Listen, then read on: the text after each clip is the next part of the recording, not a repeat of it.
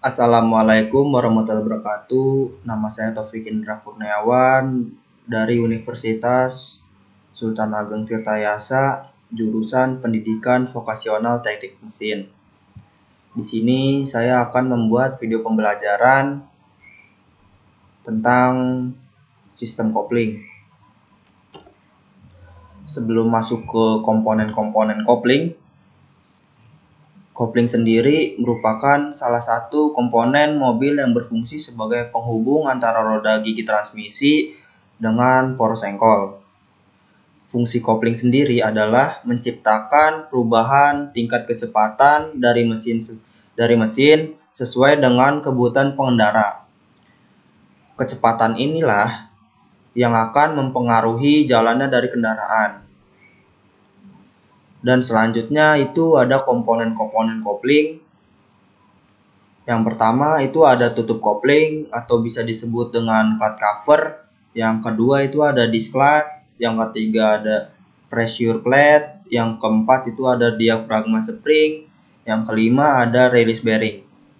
Yang terakhir ada release frog. Nah, dan ini susunan dan rangkaian kopling itu sendiri. Bisa dilihat di gambar. Dan yang pertama itu ada clutch cover.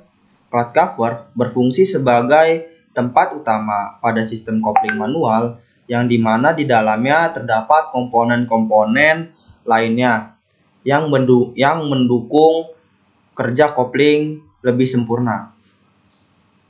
Selain itu, clutch cover menghempit disc plate dengan flywheel supaya putaran disc plate dengan flywheel berotasi bersama saat pedal kopling tidak diinjak. Nah, yang kedua itu ada komponen diafragma spring. Diafragma spring ini memiliki fungsi menekan dan menarik pressure plate pada clutch cover saat pedal kopling diinjak.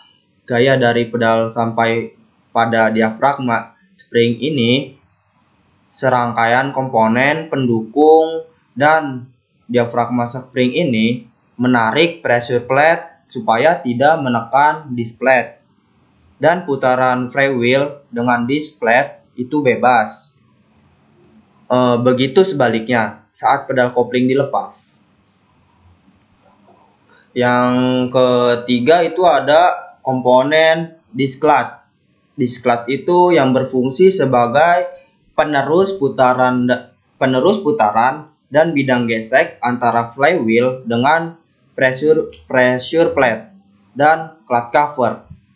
Disc plate ini bekerja sama dengan unit clutch cover untuk meneruskan putaran dari flywheel ke input shaft transmisi.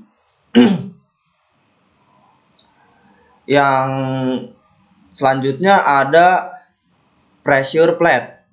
Pressure plate ini berfungsi sebagai bidang gesek pada clutch cover untuk menghempit disc clutch dengan flywheel. Pressure plate ini diatur kerjanya oleh diafragma spring. Pressure plate ini berotasi bersama dengan clutch cover. Dan selanjutnya itu ada release bearing yang berbentuk mirip garpu yang berfungsi sebagai pendorong release bearing agar bisa menekan pegas pada clutch cover. Sehingga ketika pedal kopling diinjak, komponen ini mendorong dengan gerakan maju dan mundur agar putaran dari mesin itu terputus.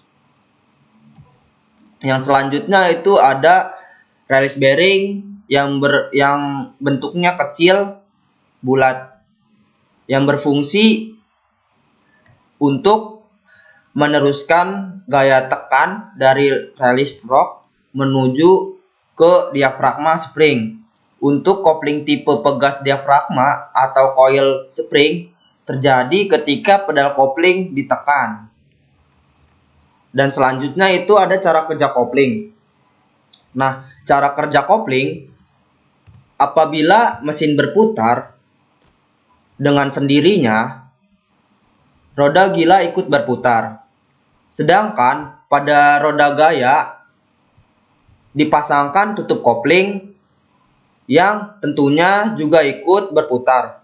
Di dalam hal ini, poros roda gigi atau poros utama persneling belum dapat berputar. Demikian juga dengan plat kopling yang dipasang dengan perantara suatu alur pada poros tersebut yang memungkinkan bergerak sepanjang poros persneling. Selanjutnya, apabila kita ingin menggerakkan roda, hal ini dapat dilakukan dengan mengoperasikan pedal, di mana pada waktu pedal diangkat, pegas-pegas kopling akan menekan plat tekan pada roda gila. Hal ini yang menyebabkan plat kopling tersebut terjepit di antara roda gila dengan plat tekan. Plat ini mulanya akan selip dan bergesek dengan roda gila maupun plat tekan, akan tetapi selanjutnya secara bertahap akan ikut terbawa berputar dan selanjutnya akan memutar poros utama persneling. Nah, sekian untuk video presentasi saya. Kurang lebihnya mohon maaf. Wabillahi taufik walhidayah. Wassalamualaikum warahmatullahi wabarakatuh. Makasih.